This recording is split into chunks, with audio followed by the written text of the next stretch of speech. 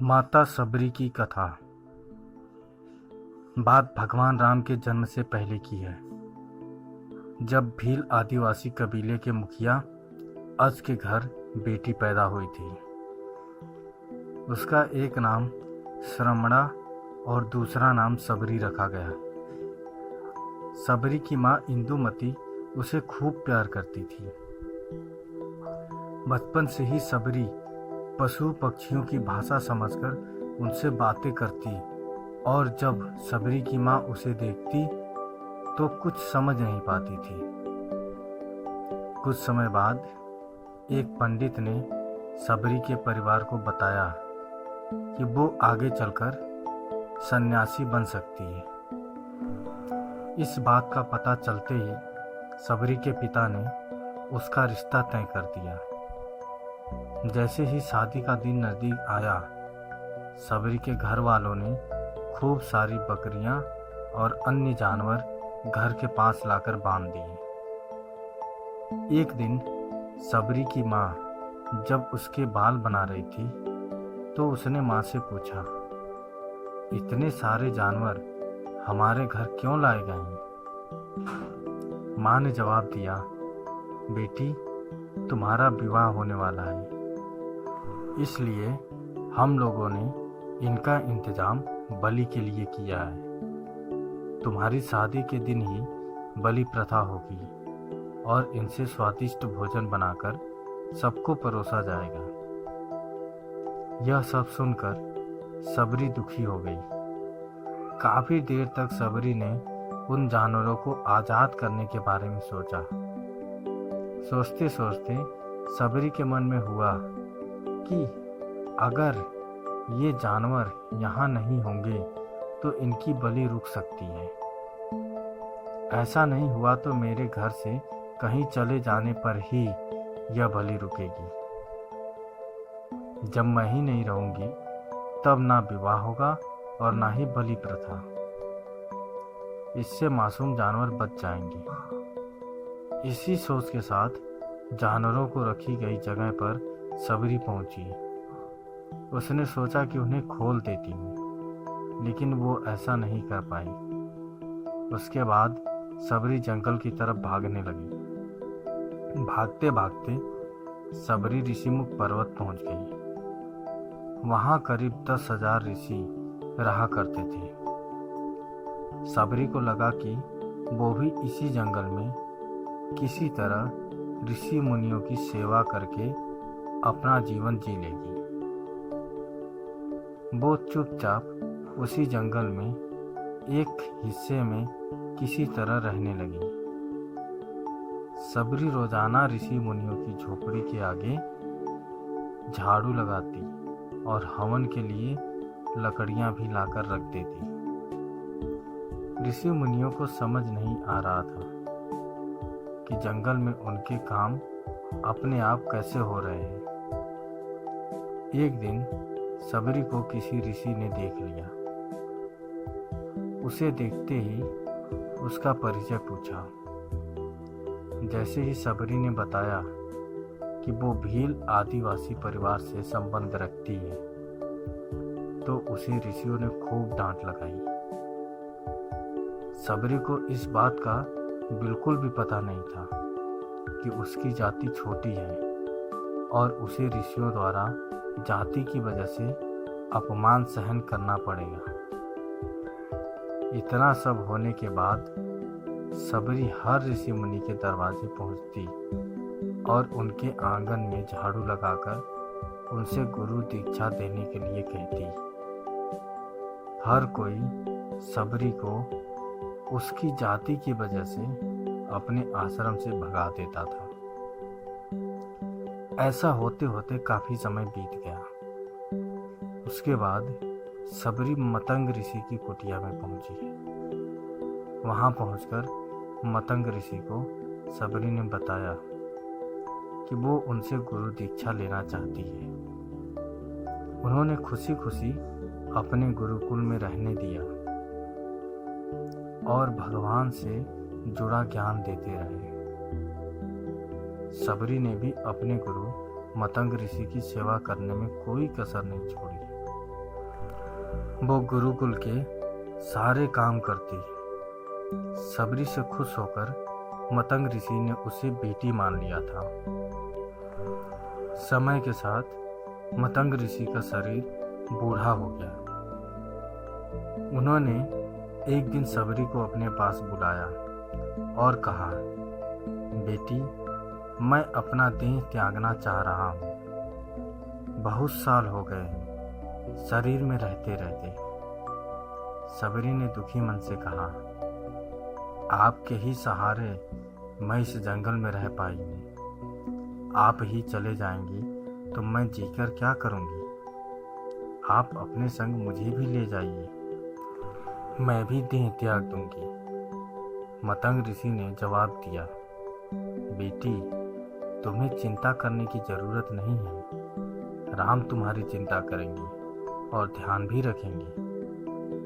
सबरी ने राम का नाम सुनने के बाद पूछा, वो कौन है और उन्हें मैं किस तरह से ढूंढूंगी। मतंग ऋषि ने बताया, राम कोई और नहीं, भगवान है। वो तुम्हें सारे अच्छे कर्मों का फल देंगे। तुम्हें उन्हें ढूंढने की कोई ज़रूरत नहीं है। वो एक दिन खुद तुम्हें खोजते हुए इस कुटिया में आएंगे और तुम्हें उनके हाथों मोक्ष मिलेगा। तब तक तुम इसी आश्रम में रहो।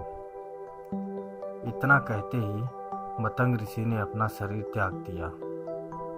सबरी के मन में मतंग ऋषि के जाने के बाद एक ही बात थी कि भगवान राम स्वयं उससे मिलने आएंगे। वो रोज भगवान राम से मिलने के लिए बाग से अच्छे अच्छे फूल लाकर पूरा आश्रम सजाती और भगवान के लिए बेर तोड़कर लाती। भगवान के लिए बेर चुनते हुए सबरी उन्हें चख लेती थी ताकि भगवान को सिर्फ मीठे बेर ही दे। सबरी इसी तरह भगवान के दर्शन की आस में फूल और बेर इकट्ठा करती रही। इसी तरह इंतजार में कई साल बीत गए। सबरी का शरीर एकदम वृद्ध हो गया। एक दिन आश्रम के पास ही तालाब में सबरी पानी लेने के लिए गई। तभी पास के ही एक ऋषि ने उसे अछूत कहते हुए वहां से भागने के लिए कहा और एक पत्थर मार दिया। वो पत्थर जब सबरी को लगा तो उसे चोट लगी और खून बहने लगा। बहते हुए खून की एक बूंद उसी तालाब के पानी में गिर गई। तभी पूरा तालाब का पानी खून में बदल गया। ये सब होता देखकर ऋषियों ने सबरी को ही डांटा और कहा कि पापिन, तुम्हारी वजह से पूरा पानी खराब हो गया। रोज ऋषि उस पानी को साफ करने के लिए अपनी कई तरह की विद्याओं का इस्तेमाल करते। कई सारे जतन करने के बाद भी कुछ नहीं हुआ। फिर उन्होंने गंगा जैसी पवित्र नदियों का जल भी उस तालाब में डाला। फिर भी तालाब का पानी साफ नहीं हो पाया और वो खून जैसा ही रहा। कई सालों तक तालाब के पानी को साफ करने की कोशिश के बाद भी कुछ काम नहीं आया। तो ऋषि ने थक कर सब कुछ छोड़ दिया। इस घटना के कई सालों बाद भगवान राम अपनी पत्नी सीता के हरण के बाद उन्हें ढूंढते हुए उसी तालाब के पास पहुंचे। ऋषि मुनियों ने उन्हें पहचान लिया। भगवान को वहां देखकर ऋषियों ने तालाब का पानी साफ करने के लिए भगवान को अपने पैर उसमें डालने के लिए कहा, लेकिन पानी जैसे का तैसा ही था। ऋषि मुनियों ने भगवान से भी कई अन्य जतन करवाए, लेकिन वो पानी जस का तस खून जैसा ही रहा। तब भगवान ने ऋषियों से पानी के रक्त में बदलने की कहानी पूछी। तब ऋषि ने सबरी को पत्थर मारने वाली सारी बात बता दी। उसके बाद कहा कि वो महिला ही अपवित्र है, छोटी जात की है, इसीलिए ये सब हुआ है। उसी वक्त भगवान राम ने कहा, ये सब आप लोगों के खराब वचनों से हुआ है। सबरी को इस तरह के शब्द बोलकर आप लोग उसे नहीं बल्कि मेरे दिल को घायल किया है। इसी घायल दिल के रक्त का प्रतीक यह तालाब का लाल पानी है। आगे भगवान राम बोले, कहाँ है वो माई, मैं उनसे मिलना चाहता हूँ। तब तक सबरी उसी तालाब के पास पहुँच जाती है। इस दौरान सबरी के पैर को ठोकर लगती है और कुछ धूल उस तालाब में गिर जाती है। तभी सारा पानी साफ हो जाता है। भगवान सबसे कहते हैं कि देखिए, आप लोगों ने क्या कुछ नहीं किया, लेकिन पानी साफ नहीं हो पाया। अभी सिर्फ इनके पैर की थोड़ी सी धूल ने ही तालाब का पानी साफ कर दिया। भगवान राम को सबरी पहचान चुकी थी।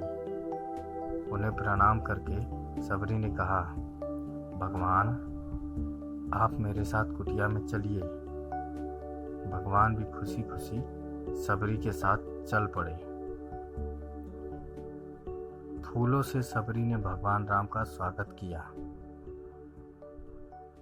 वो सीधे बेर तोड़ने के लिए बाग में गई और चक चक कर उनके लिए बेर लेकर आई। उन्होंने बड़े ही प्यार से भगवान राम और उनके भाई लक्ष्मण को बेर दिए। भगवान राम ने भी उतने ही प्यार से उन बेर को खाना शुरू किया। तभी बेर देखकर मुंह बनाते हुए लक्ष्मण ने कहा, भैया, ये बेर जूठे हैं, इन्हें आप कैसे खा सकते हैं? भगवान ने जवाब दिया, लक्ष्मण, ये जूठे नहीं बल्कि बहुत मीठे हैं। सबरी माई हम सबके लिए ये बहुत प्यार से तोड़ कर लाई है। इतना कहकर भगवान राम प्यार से उन बेर को खाने लगे। भगवान ने जाते हुए सबरी माई से कहा, आप मुझसे जो चाहे मांग सकती हैं। सबरी ने उन्हें कहा, मतंग ऋषि के कहने पर मैं आज तक सिर्फ आपके दर्शन के लिए ही जी रही थी। अब आप मुझे मोक्ष प्रदान कीजिए। मैं अपना शरीर आपके सामने ही त्यागूंगी। उसी वक्त सबरी ने अपना शरीर त्याग दिया। भगवान राम ने अपने हाथों से उनका अंतिम संस्कार किया और सीता माँ की खोज में आगे बढ़ गए। इस तरह से ऋषि मतंग की बात सच साबित हुई और सबरी को भगवान राम के दर्शन भी हुए। तभी से भगवान राम को सबरी के राम भी कहा जाने लगा। कहानी से सीख, सच्ची श्रद्धा हो तो भगवान के दर्शन जरूर होते हैं। दोस्तों, सबरी माई की ये कहानी आपको कैसी लगी हमें कमेंट करके ज़रूर बताएं। अगर अच्छी लगी तो शेयर करें, सब्सक्राइब करें और लाइक करें। धन्यवाद।